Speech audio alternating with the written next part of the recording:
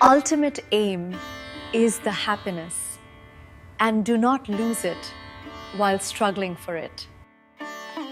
आर्थिक ताणतणाव ही गोष्ट आपल्यापैकी अनेकांसाठी खूपच कॉमन आहे, नाही का? पण समजा या समस्येचं मूळ आणि त्यावरचा उपाय दोन्ही आपल्या विचारांमध्येच दडलेले असतील तर? आणि गंमत म्हणजे यावर प्राचीन वैदिक ज्ञान आणि आजचं मॉडर्न सायन्स दोन्ही अगदी एकच गोष्ट सांगतात. आज आपण हेच बघणार आहोत की आपल्या मनाला समृद्धीसाठी कसं तयार करायचं. चला तर मग सुरू करूया. हा प्रश्न खूप महत्वाचा आहे. कित्येक लोक प्रचंड मेहनत करतात, पण तरीही पैशांची चणचण, सततची भीती आणि एक प्रकारची अनिश्चितता, हे चक्र काही संपत नाही. असं का होतं की कष्ट करूनही आर्थिक स्थैर्य मिळत नाही, हा विचार नक्कीच मनात येतो. आणि इथेच खरी गंमत आहे.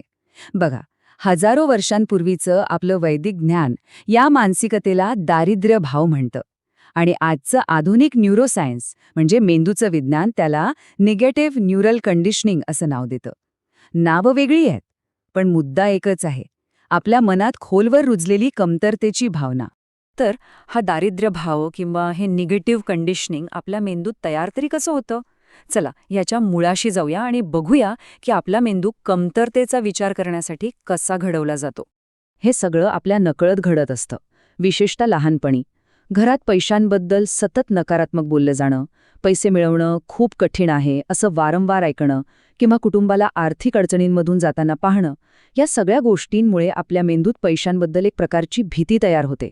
आणि ही भीती आणि नकारात्मक विचार हळूहळू आपल्या मेंदूतले वायरिंग म्हणजे न्यूरल सर्किट्स पक्के करतात. आणि एकदा का हे सर्किट्स पक्के झाले की मग ते आपल्या मनात खोलवर विश्वास बनून बसतात. मग माझ्या नशिबातच पैसा नाही किंवा जास्त पैशांची इच्छा करणं चुकीचं आहे असे विचार येऊ लागतात. हे विचार आपल्या प्रत्येक आर्थिक निर्णयावर नकळतपणे प्रभाव टाकत राहतात. खरं तर आपला मेंदू कमतरतेच्या भावनेसाठी प्रोग्रॅमच होऊन जातो. पण इथे एक चांगली बातमी आहे. विज्ञानाने हे सिद्ध केलंय की आपला मेंदू काही दगडावरची रेष नाहीये, तो बदलू शकतो. या क्षमतेला म्हणतात न्यूरोप्लास्टिसिटी. याचा सोपा अर्थ असा की आपण कोणत्याही वयात आपल्या मेंदूची जुनी वायरिंग बदलून नवीन सकारात्मक विचारांचे मार्ग तयार करू शकतो. ही एक खूप मोठी आशा आहे. ठीक आहे, मग हे मेंदूचं रिवायरिंग करायचं कसं? यासाठी आपल्याकडे एक प्राचीन पण तितकाच वैज्ञानिक उपाय आहे. हा उपाय म्हणजे वैदिक ध्वनी आणि न्यूरोसायन्स यांचे एक जबरदस्त कॉम्बिनेशन. पाहूया हे नक्की कसं काम करतं. सुदैवाने हे सगळं बदलता येतं. आणि इथेच आधुनिक विज्ञानातील न्यूरोप्लास्टिसिटी आणि प्राचीन संस्कृत मंत्र यांची अत्यंत रंजक सांगड पाहायला मिळते. न्यूरोप्लास्टिसिटी म्हणजे नेमकं काय? न्यूरोप्लास्टिसिटी म्हणजे मेंदूची कोणत्याही वयात, अगदी म्हातारपणी सुद्धा स्वतःला बदलण्याची क्षमता. जुन्या सवयी मोडण्याची क्षमता. अगदी बरोबर. जुन्या सवयी मोडण्याची आणि नवीन मार्ग किंवा नवीन न्यूरल पाथवेज तयार करण्याची चमत्कारी क्षमता. अच्छा. आपला मेंदू रबरासारखा लवचिक असतो, तो पुन्हा घडवला जाऊ शकतो. हे ऐकून नक्कीच दिलासा मिळाला. तर हजारो वर्षांपूर्वी आपल्या वेदांनी हे शोधून काढलं होतं की संस्कृतमधील बीज मंत्र हे मानवी शरीरात एक विशिष्ट कंपन निर्माण करतात. विशिष्ट कंपन म्हणजे व्हायब्रेशन? होय. आधुनिक न्यूरोसायन्स आज या गोष्टीला पुष्टी देतं की जेव्हा आपण तालबद्ध पद्धतीने या मंत्रांचा जप करतो तेव्हा आपल्या शरीरातील वेगस नर्व्ह सक्रिय होते. वेगस नर्व्ह ही आपल्या शरीरातील एक अतिशय महत्वाची आणि मोठी नस आहे, जी आपल्या मेंदूला थेट आपल्या पचनसंस्थेशी आणि हृदयाशी जोडते.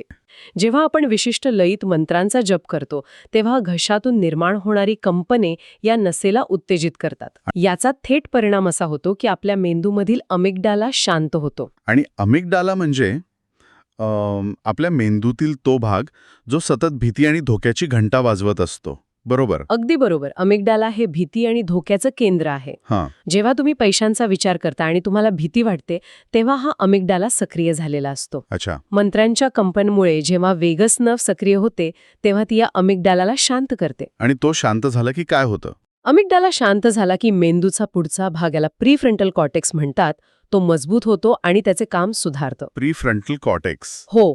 हा भाग तर्कशुद्ध विचार, दीर्घकालीन नियोजन आणि योग्य निर्णय घेण्याचं मुख्य केंद्र आहे. जेव्हा हे घडतं तेव्हा शरीर पॅरासिम्पथेटिक मोडमध्ये जातं. पॅरासिम्पॅथेटिक मोड म्हणजे काय? म्हणजे तुमचा श्वासोच्छ्वास आपोआप मंदावतो, हृदयाचे ठोके समक्रमित होतात. अच्छा. तुमच्या मनातील अकारण भीती कमी होते, विचारांची स्पष्टता वाढते आणि शरीरातील तणाची संप्रेरके लक्षणीयरित्या कमी होतात.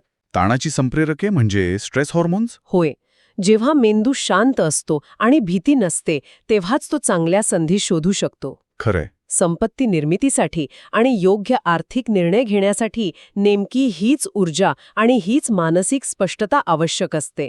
म्हणजे जर आपला मेंदू शांत असेल तर पैशांकडे एक अडचण म्हणून न बघता एक साधन म्हणून बघता येईल. हो, दृष्टिकोनच बदलतो. पण मला एक व्यावहारिक प्रश्न आहे.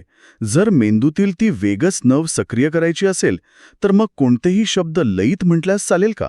नाही, तसं नाही चालणार. म्हणजे मी जर एखादा गाणं गुणगुणलं किंवा नुसतंच एखादं वाक्य लयीत म्हटलं तरी तोच परिणाम साधता येईल का?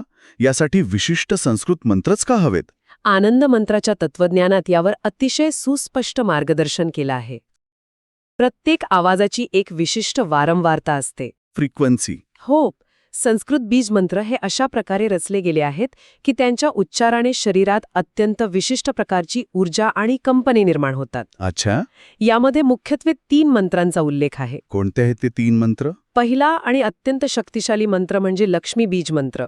मंत्र असा आहे: ओम श्रीम महालक्ष्म्ये नमः. ओम श्रीम महालक्ष्मीये नमः. हो, किंवा याचा एक दीर्घ मंत्रही आहे: ओम श्रीम ह्रीम श्रीम कमले कमलालय प्रसिद्ध प्रसिद्ध श्रीम ह्रीम श्रीम ओम महालक्ष्म्ये नमः. बापरे, हा तर खूप मोठा आहे. हो, पण यात जो श्रीम हा शब्द आहे तो खूप महत्वाचा आहे. श्रीम या शब्दात असं काय विशेष आहे? श्रीम ही एक विशिष्ट समृद्धीची आणि विपुलतेची वारंवारता आहे. अच्छा. जेव्हा आपण या शब्दाचा उच्चार करतो तेव्हा तो मनात आणि शरीरात कृतज्ञता आणि विपुलतेची भावना जागृत करतो. कृतज्ञता. हो, आणि जेव्हा तुम्ही कृतज्ञ असता तेव्हा तुमचा मेंदू अभावावर लक्ष केंद्रित करत नाही. खरंय. याचा रोज सकाळी किंवा विशेषतः शुक्रवारी 108 वेळा जप करणं उत्तम मानलं जातं. फक्त एकच मंत्र नाही तर आणखी 2 मंत्रांचा इथे अंतर्भाव केला आहे. बरं, दुसरा कोणता आहे? दुसरा मंत्र आहे गणपती मंत्र. ओम गम गणपतये नमः. अच्छा, विघ्नहर्ता. हो, गणपतीला आपण विघ्नहर्ता म्हणतो.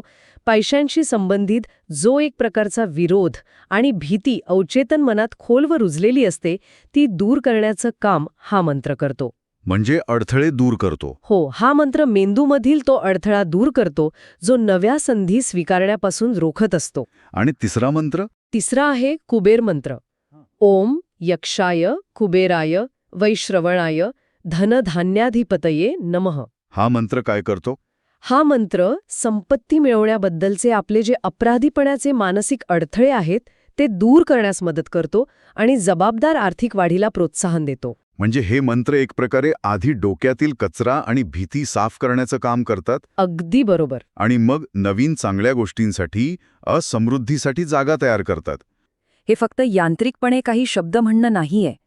खरा बदल तेव्हाच घडतो जेव्हा त्या मंत्रासोबत आपण आपला हेतू, आपली ऊर्जा आणि आपली कृती जोडतो. म्हणजे पूर्ण श्रद्धेने आणि एकाग्रतेने केलेला जप परिणामकारक ठरतो. आनंद मंत्राचं तत्वज्ञान हे अतिशय स्पष्टपणे सांगतं की केवळ मंत्र अजिबात पुरेसे नाहीत. मग काय करावं लागतं? यामागे एक समीकरण आहे: ऊर्जा अधिक हेतू अधिक कृती. ऊर्जा, हेतू आणि कृती. होय, तुम्हाला याचा मेळ साधावाच लागतो. यासाठी एक सोपा दैनंदिन सराव सुचवला आहे. तो काय आहे? सकाळी फक्त 10 मिनिटे शांत बसा, 5 दीर्घ श्वास घ्या. त्यानंतर लक्ष्मी मंत्राचा 108 वेळा जप करा. या जपाबरोबरच आयुष्यात आर्थिक स्थिरता आलेली आहे आणि आयुष्याला एक दिशा मिळाली आहे अशी कल्पना करा. अच्छा, हेतू स्पष्ट करायचा. हो, आणि त्यानंतर स्वतःला अत्यंत आत्मविश्वासाने सांगा, मी स्पष्टता आणि सचोटीने संधी, शिस्त आणि विपुलता आकर्षित करतो. कृतीला कोणताही पर्याय नाही. मंत्र त्या कृतीसाठी मानसिक आणि जैविकदृष्ट्या तयार करतात.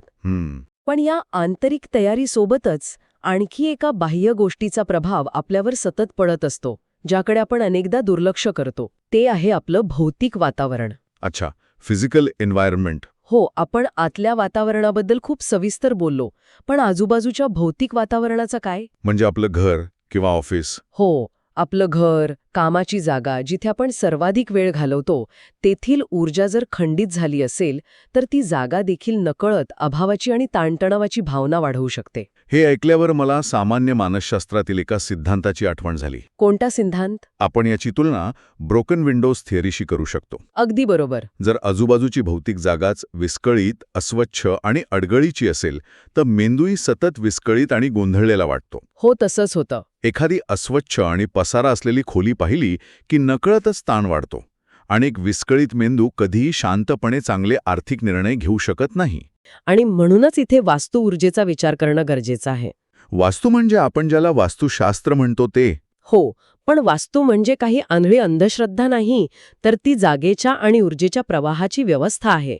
काही अत्यंत साधे वास्तू उपाय करून आपण हे वातावरण सकारात्मक करू शकतो. उदाहरणार्थ काय करता येईल? उदाहरणार्थ, घराची उत्तर आणि ईशान्य दिशा नेहमी स्वच्छ आणि मोकळी ठेवावी. घराच्या मुख्य प्रवेशद्वाराजवळ कोणतीही अडगळ असू नये. घरात सकाळचा कोवळा सूर्यप्रकाश भरपूर येऊ द्यावा. बरोबर. ईशान्य दिशेला पाण्याचं तत्व ठेवावे, जसे की एखादे छोटे पाण्याचे भांडे किंवा कारंजे.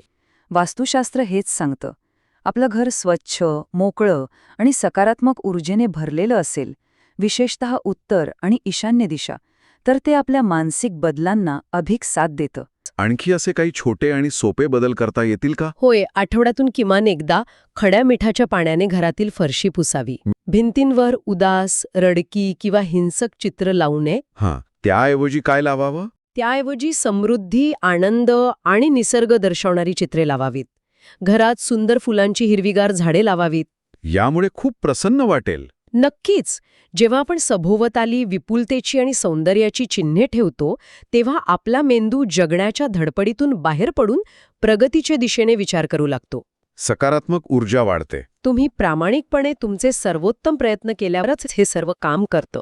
प्राचीन वैदिक ऋषींना जे हजारो वर्षांपूर्वी समजले होते, ते आजचे विज्ञान नव्याने शोधत आहे. म्हणजे काय? ध्वनी आणि कंपने आपली चेतना घडवतात. चेतना आपले निर्णय घडवते आणि आपले निर्णयच आपले नशीब घडवतात. जर आपण अत्यंत प्रामाणिकपणे हा सराव केला, तर तो अभावाचा दरिद्रभाव नक्कीच समृद्धीमध्ये बदलू शकतो. स्वतःला आणि आपल्या मेंदूला रिप्रोग्राम करत आहोत. आपण आपली विचार करण्याची पद्धत मुळापासून बदलत आहोत. अगदी अचूक. आणि हाच या आनंद मंत्राच्या तत्वज्ञानाचा आणि आजच्या या चर्चेचा मुख्य गाभा आहे. तर आज आपण एका अत्यंत रंजक प्रवासाचा अनुभव घेतला. प्राचीन दरिद्रभाव या संकल्पनेपासून ते अगदी थेट आधुनिक न्यूरोसायन्समधील प्रीफ्रंटल कॉर्टेक्सपर्यंतचा प्रवास. हो, खूपच छान चर्चा झाली. आपण हे सविस्तर पाहिलं की मंत्र, न्यूरोप्लास्टिसिटी आणि वास्तू यांचं एकत्रित आणि समजून उमजून वापर करून आपण पैशांबद्दलची भीती कशी दूर करू शकतो आणि आर्थिक स्पष्टता कशी मिळवू शकतो. आपण आज हे पाहिलं की विशिष्ट मंत्रांचे सकारात्मक ध्वनी आपला मेंदू समृद्धीसाठी आणि शांततेसाठी कसा रिप्रोग्राम करू शकतात. बरोबर. आपली न्यूरोप्लास्टिसिटी या ध्वनींना कसा प्रतिसाद देते. पण मग जरा याचा उलटा विचार करा. म्हणजे आपण दररोज नकळतपणे जे आवाज ऐकतो, जसे की रस्त्यावरील ट्रॅफिकचा कर्कश घोंगाट, मोबाईलवर सतत वाजत असलेले नकारात्मक बातम्यांचे अलर्ट्स, इतरांच्या सततच्या तक्रारी, हो, हे तर रोजच आहे. किंवा अगदी आपण स्वतःशीच करत असलेली चिडचिड आणि नकारात्मक बडबड, हे सर्व आवाज आपल्या मेंदूच्या न्यूरल पाथवेजवर दररोज कोणता परिणाम करत असतील? खूपच महत्वाचा प्रश्न आहे हा. ते आपल्या मेंदूला नकळतपणे कशासाठी रिप्रोग्राम करत असतील? कदाचित आपल्या आर्थिक स्थितीची आणि मानसिक आरोग्याची सुरुवात आपण आपल्या कानांवर कोणते आवाज पडू देतो येथूनच होत असावी. नक्कीच. आपण काय ऐकतो यावर लक्ष असणं गरजेचं आहे. अगदी. पुन्हा भेटूया अशाच एका नवीन आणि सखोल विषयासोबत. तोपर्यंत ऐकत रहा, शिकत रहा. आत्तासाठी निरोप घेतो.